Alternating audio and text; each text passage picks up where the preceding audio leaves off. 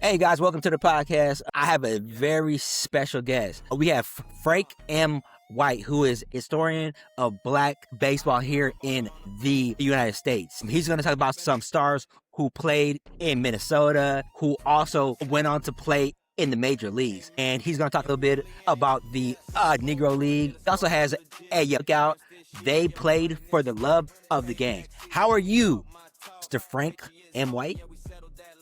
I'm doing very well, thank you. Come on. Cool. Start off a little bit about yourself, who you are, and what's your story. Wow. I'm a longtime resident of St. Paul, Minnesota, the Rondo neighborhood, which usually is talked about as the African American neighborhood of St. Paul, although it was very diverse. So I grew up playing sports. In the beginning, first of all, was baseball, and then traveling around with my father, watching him. He was a great athlete. So kind of living in my father's footsteps, although he never said, man, you need to go play this or you need to go play that. He just let me do what I wanted to do.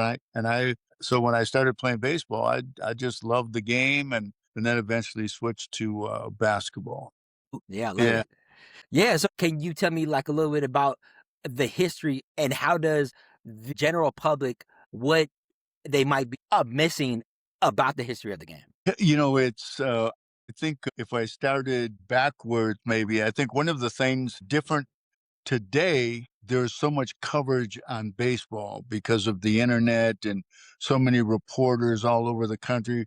So things are almost as soon as the game is over, or sometimes even during the games, things are instantaneously. If we go back to black baseball or the Negro Leagues, the thing that a lot of people are missing is that back then there weren't a lot of reporters, and information was communicated generally by the teams themselves. They would send maybe the box score to a newspaper for coverage. But a lot of times, they might be getting ready to jump on the road. It might have been a rainy day. And so the scorebook got all wet and messed up. And so I think when we talk about black baseball or the Negro Leagues baseballs, we don't have a complete story, and we're missing some of those stories in the box scores, which again, for the real baseball enthusiast, they're so centered around stats that sometimes they don't accept some of the stories if they're not verified by statistics. And even though Major League Baseball has now jumped in and said, okay, we're going to honor these stats and add them in as major leagues, they're still incomplete. Right. Well, yeah, I mean, that makes sense. So we're going to talk a little bit about a book that's out. So it's called They Played for the Love of the Game. Now, can you share one favorite story from that shows how much black players loved the game back then?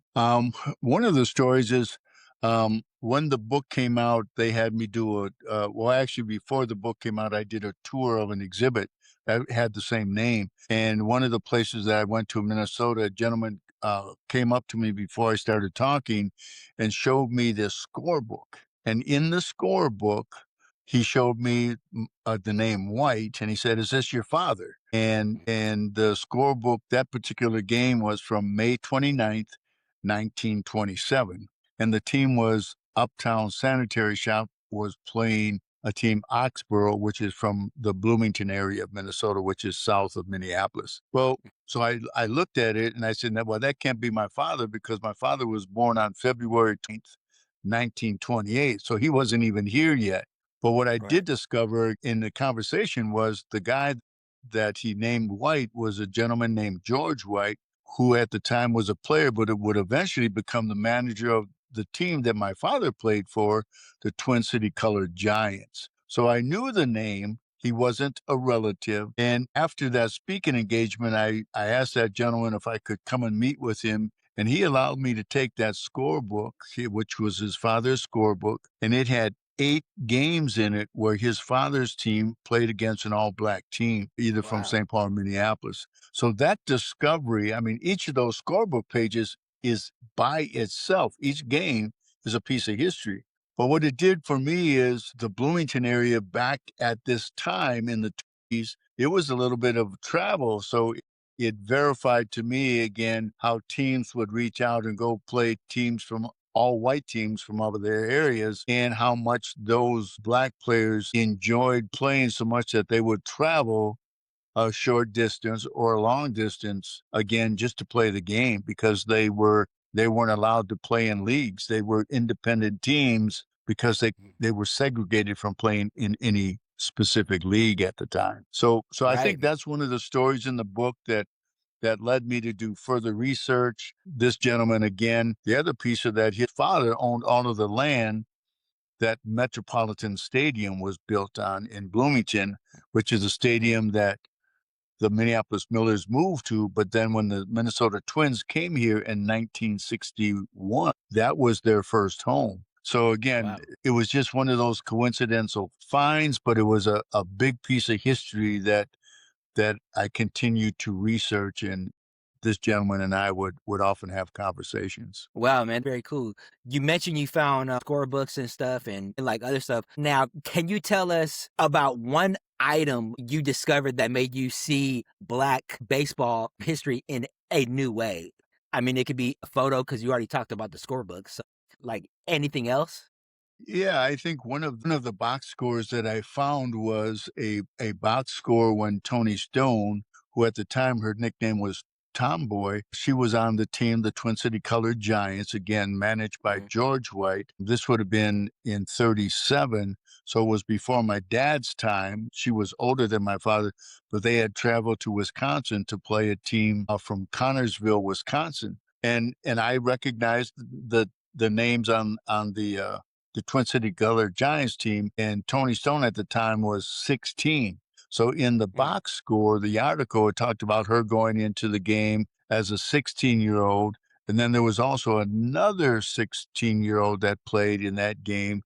His name was Andy Pafko. I mention him because in the game in 1951, when the Giants beat the Dodgers on the shot heard around the world, the left fielder for the Dodgers at the time was Andy Pafko. So the Wow. same individual that Toni Stone played against.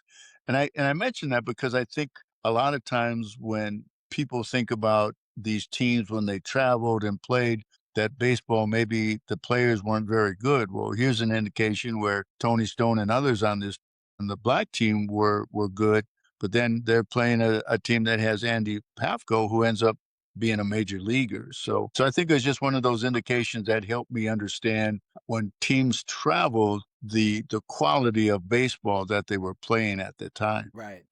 Yeah, man, that makes sense. So, we're gonna ask this question: what is one big misunderstanding people have about the Negro League and the history of it?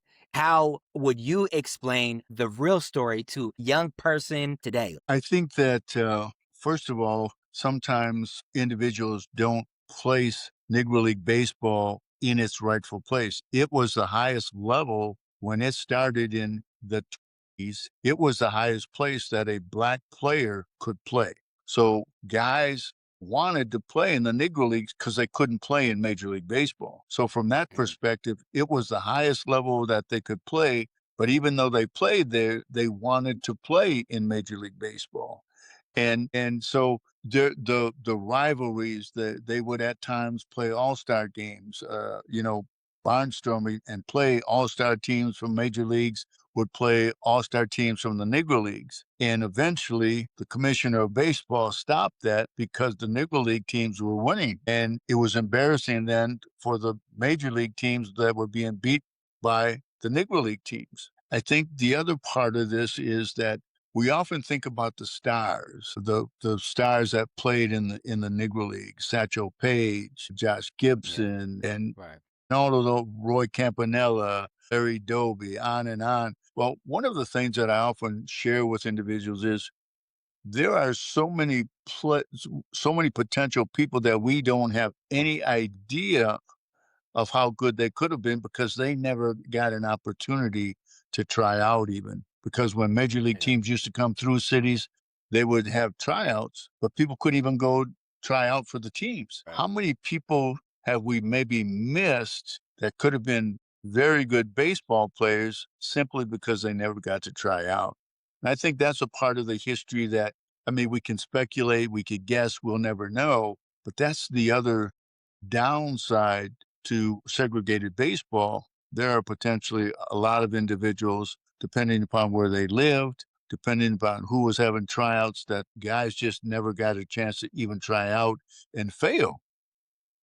They just couldn't even try out. Yeah, that's something you talked about. Satchel Paige, Josh Gibson. I mean, if you hear about the Negro League, you always hear those names. And then speaking of those guys, we know players like Jackie Robinson and Willie Mays. Willie Mays, I watched a documentary on him, and he is very intriguing. One of my dad's favorite players ever. And I learned he has some ties and some connections to Minneapolis. Tell me more about that. Well, literally, this interview we're doing is at a place called Hosmer Library on 4th Avenue in South Minneapolis. Literally, Right. the house right next door, actually behind me right now, is the house that Willie Mays stayed in while he was here for about a month playing with the Millers. He also Wow. found this place because some of the other players, Dave Barnhill, also lived in the same block across the street. So this is where Willie found out. So literally, people here, they could have walked to the ballpark from here and then back again. And I don't know if they did that or not. Maybe people had vehicles or bus service, whatever. But Willie Mays lived, I mean, literally right behind me in this interview. And that's always, to me, I think the people that own the house, it'd be interesting to have them put up a plaque saying Willie Mays lived here. So yeah, so Willie was here. Obviously, he was here for about a month, and he just tore up AAA baseball in the area. Him, and even Roy Campanella playing for the St. Paul Saints. Same thing. They both played for about a month, but Willie, obviously, when he left here and ended up going up to the Giants, the local people and the Giants took a lot of heat because people here didn't want him to go. Obviously, when he went to New York then and played, they took out a full page ad in the Minneapolis paper apologizing for moving him up. I saw a story on him when he lived in San Francisco. He was trying to buy a house.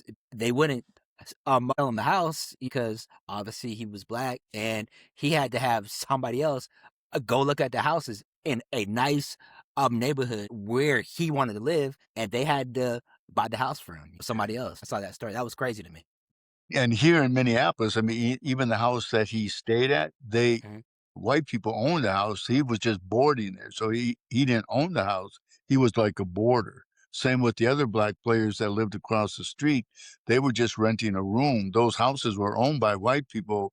And in fact, here in this location, black people didn't even move south of here or in this area for still a period of time. In fact, I have a friend Right. who's the same thing you just talked about. His father ended up buying a house here, but he had to have a Jewish friend buy it and then transferred Yeah. it to him.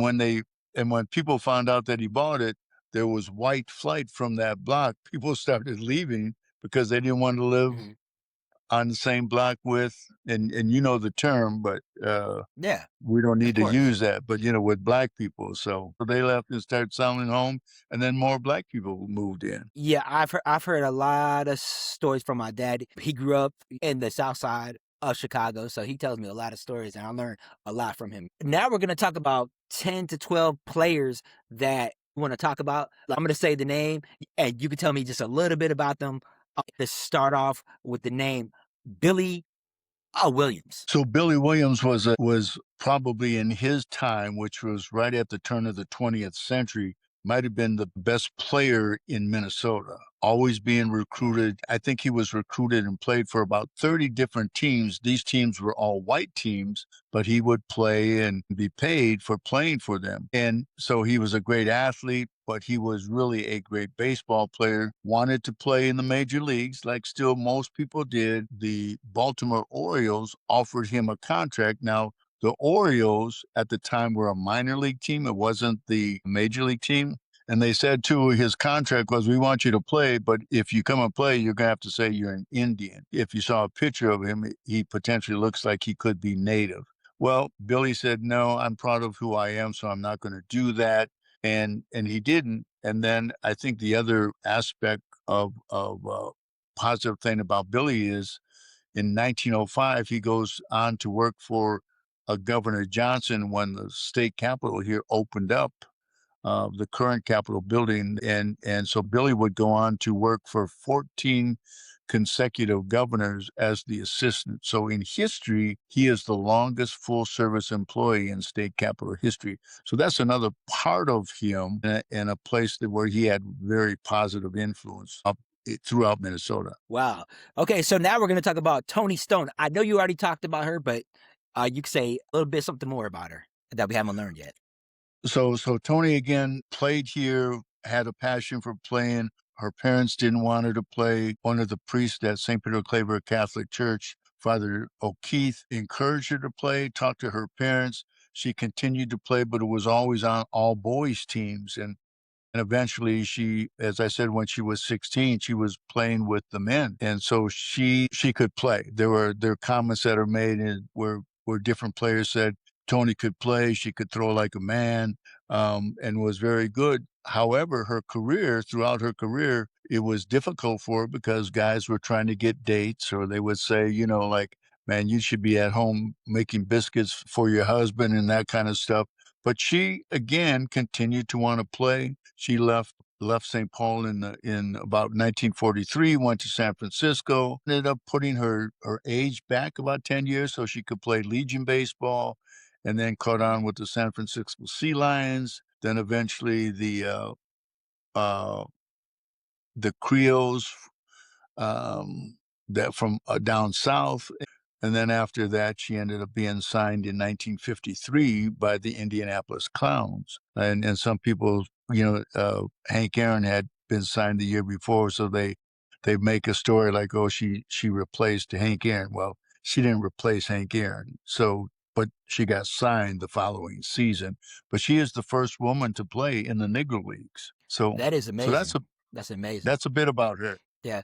Okay, so now we're going to move to a familiar name, David Winfield. Might be the greatest athlete in Minnesota history. So David plays baseball. Everybody knew he played baseball as he went through high school. In his senior year, he decides to play on the basketball team as a senior in high school.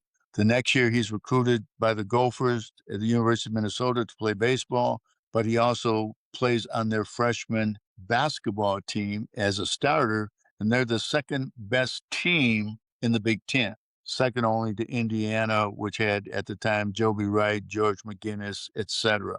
But David goes on to play baseball. They play in the College World Series in his senior year, and he ends up being a pitcher. I think if people talk about the name Ohtani, David was probably Ohtani before Ohtani.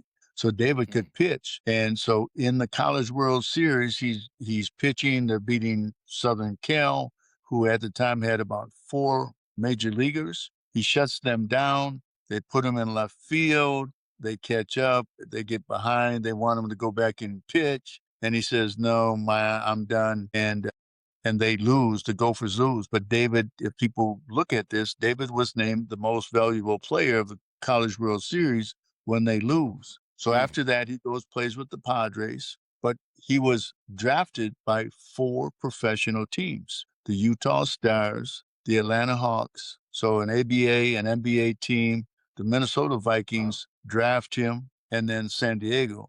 The Vikings draft him because he's so athletic, but he only played 1 year of football when he was in 5th grade and never played football again. So when you think about who he was as an athlete, and he could have played in the NBA or the ABA. I mean, he's a friend of mine. I've seen him play. I've played with him. I mean, this was not a fluke. He literally could have been a star in either of those leagues.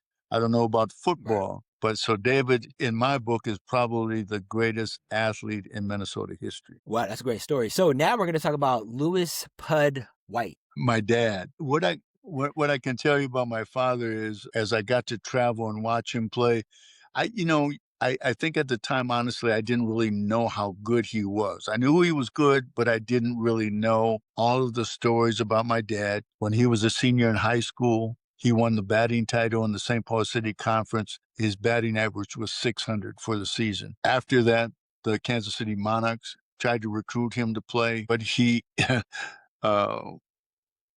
he didn't go. Buck O'Neill says he didn't go because my grandmother said, they were men and he was just a kid coming out of high school. And my grandmother didn't really want him to travel with these men because he might pick up some bad habits.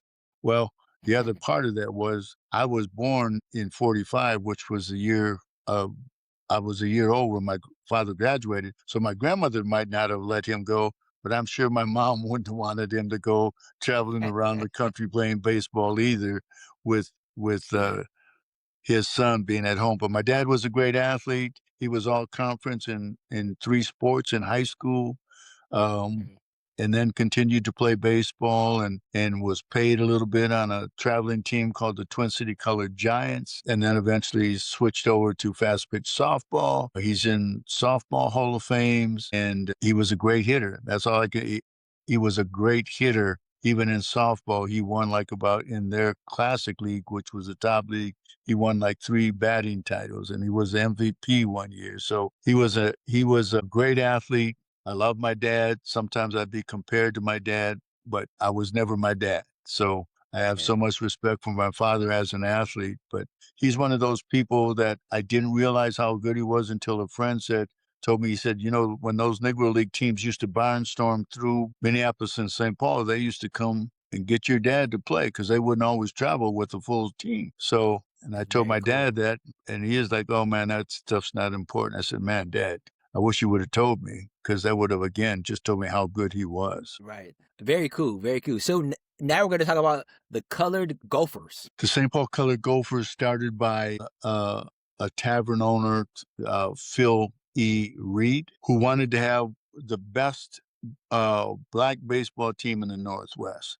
Walter Ball was a pitcher and played here in Minnesota.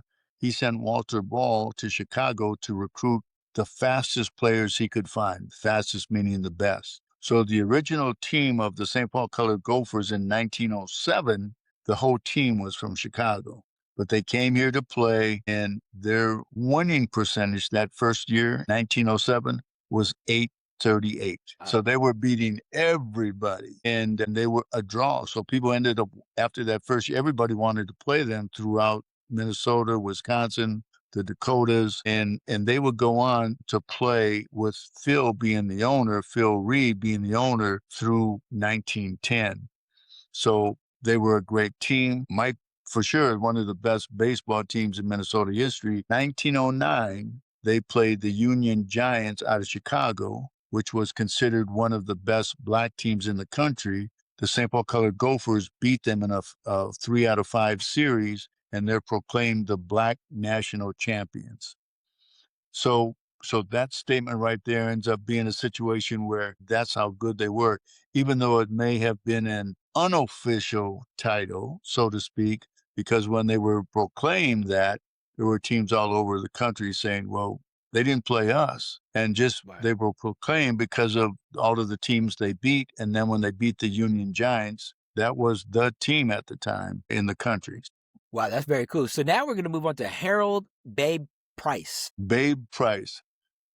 Great left-handed pitcher. He pitched for the Twin City Colored Giants. My father was the catcher. So they would travel all over, traveled up to Canada a lot to play. So one year, Babe ended up being signed to play up for the Elmwood Giants in Canada. And him and Solomon Drake, we'll talk about Solomon later, but they both get signed by the Elmwood Giants, and both of them get signed by the major leagues. Babe Price gets signed by the Dodgers. And in Western Canadian baseball, if people were to Google that, they'll see that his name is all over as a great pitcher in that history, realizing that in Canada, a lot of the black players that even when the Negro Leagues started to fold, guys would go up to Canada and play because they could play in a different situation that wasn't segregated and they could get paid to play. So Babe went up there to play, got signed by the Dodgers, went to Vero Beach, got involved in an incident trying to protect a woman, I understand, got shot in the knee, which ended up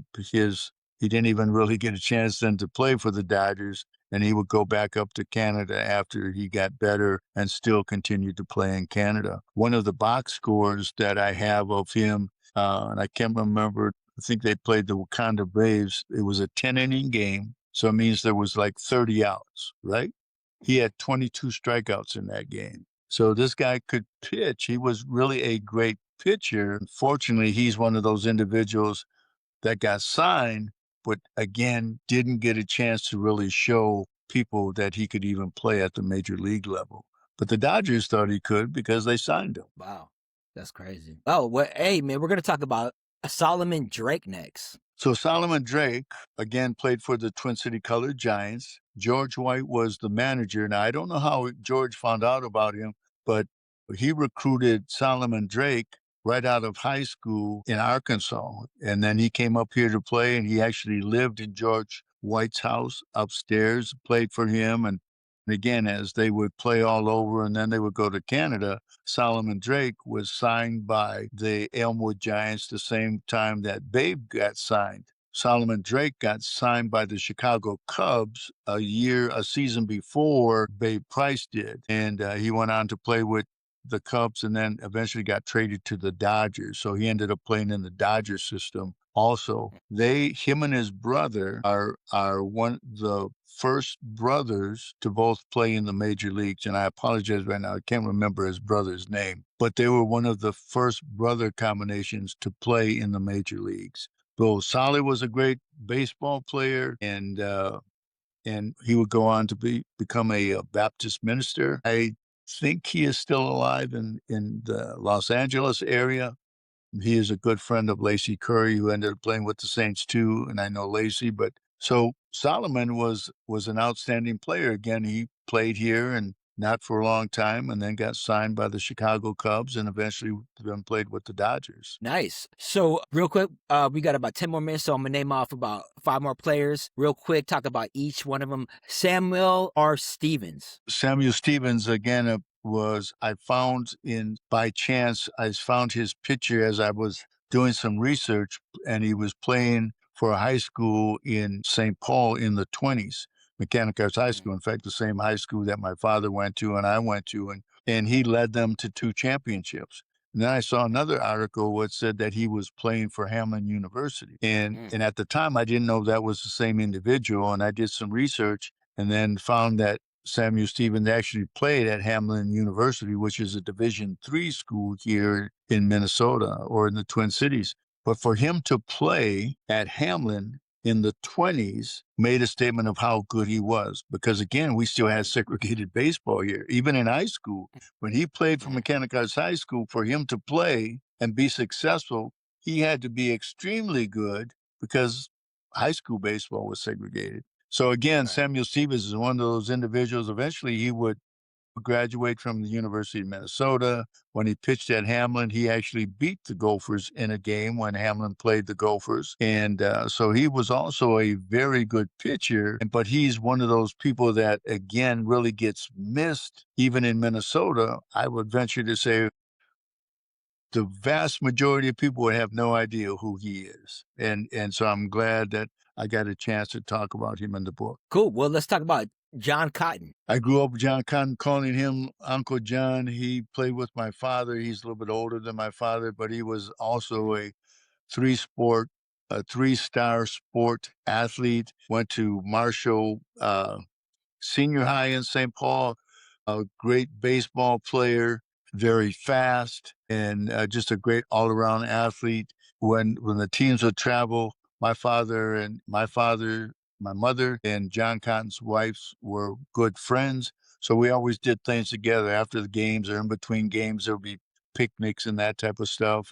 But John was a great athlete, and he would go on to coach youth sports at Oxford Playground in St. Paul. But again, he's in 1999, the St. Paul City Conference honored the top 100 athletes in the first 100 years of the city conference. So John Cotton was one of those individuals. My father was one of those individuals, and my father's brother, Eugene, were one of those individuals. Wales Price was, Dave Winfield was. So again, for John to be named one of the top 100 athletes in the first 100 years of the city conference, I think speaks for itself. Cool. Well, okay, we got a few more. So we're going to talk about George Chappie Johnson. Chappie Johnson ended up playing with the St. Paul Colored Gophers, And we would find out, in fact, last year we honored him at a St. Paul Saints game, found out that he actually ended up, not in addition to being a great baseball player, he was also a great trainer.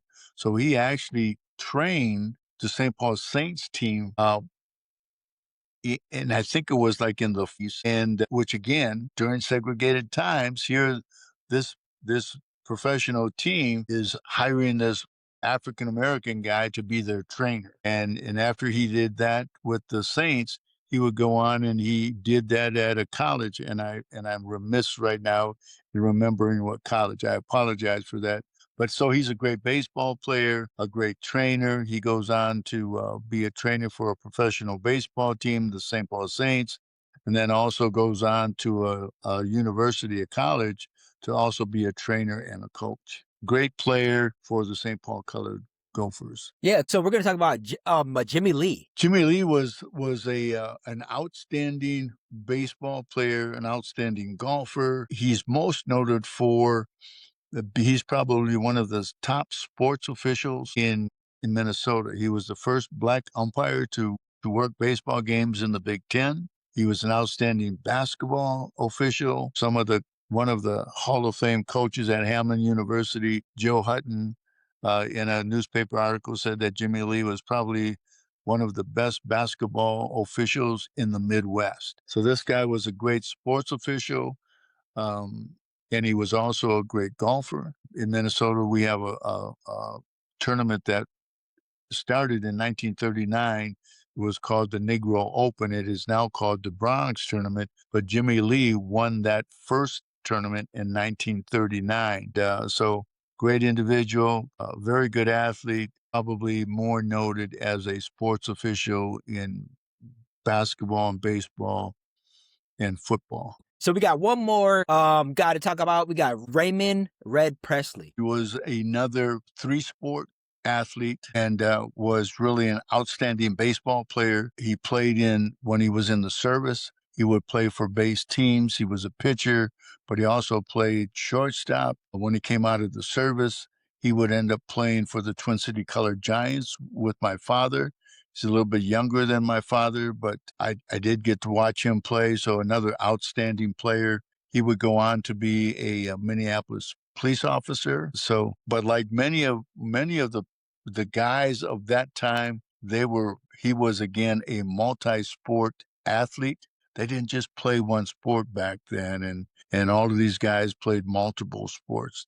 A little bit different than what we see today. Well, Frank, this was a great history lesson. This is great of like black history of baseball. You know, you guys got to go get his book. They play for the love of the game. Is there anything else you want to share? No, I appreciate again the opportunity to share some history about Minnesota black baseball and making more people aware of players that they never heard of. All right. Thank you, Mr. White. Hey, we're out. Peace out. Thanks, Kamal.